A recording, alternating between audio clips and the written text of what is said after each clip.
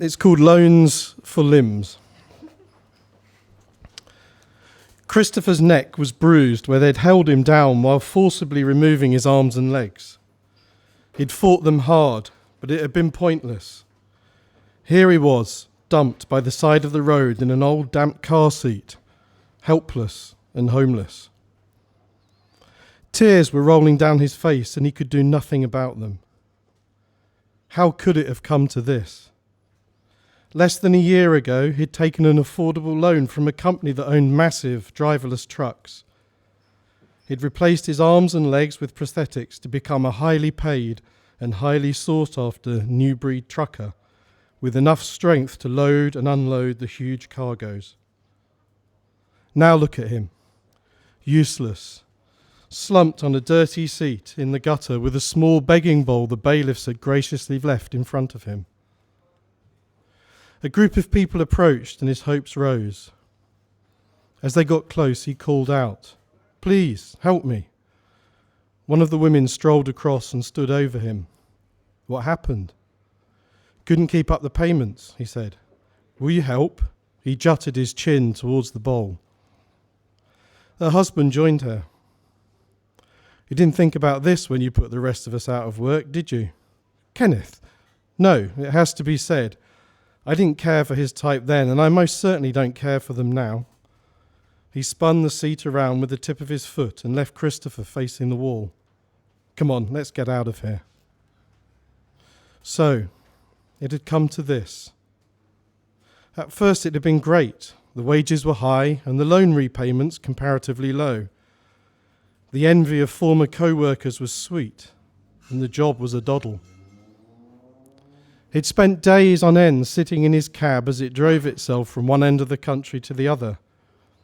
At random intervals, the truck would require a button to be pressed to prove he was alert, but his right arm was configured to send a small jolt to his brain to prompt him. And his left arm would deliver hits of amphetamine to keep him awake whenever he squeezed his thumb and fourth finger together. It was easy. Then it began. The trucks were constantly upgraded with ever more sophisticated systems that required upgrade after upgrade to his limbs. He'd increased the loan to buy the upgrades, but it hadn't been long before he'd fallen behind with the payments.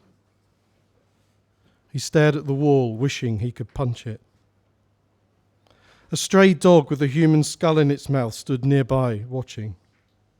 "Good boy," he said, hoping he hadn't betrayed his fear. The dog dropped the skull and snarled. He snarled back, tried to rock himself off the seat but failed, and felt a surge of the toxic mix of anger and hopelessness. "Get out of it," shouted a woman from behind him. He tensed, expecting more abuse as a stone hit the ground just in front of the dog.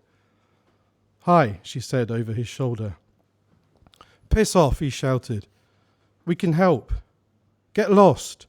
She knelt down, dropping a cheap prosthetic leg next to him. "Honestly, we're here to help you. What happened?" "I couldn't keep up the payments, so they repossessed my car, my house, and eventually my limbs. Oh, and then they dumped me here. Satisfied?" "Come with us, we can fit you up with these," she said, tapping the leg.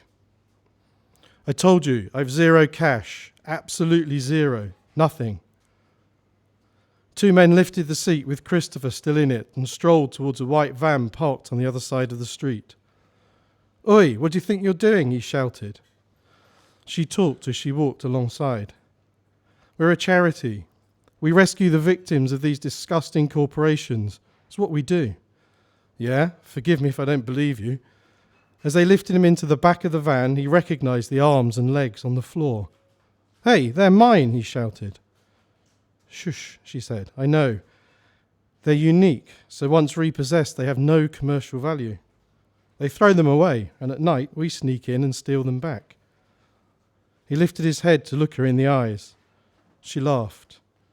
"Then we find the owner and reunite them. Neat, eh?" He smiled as she wiped the tears from his face.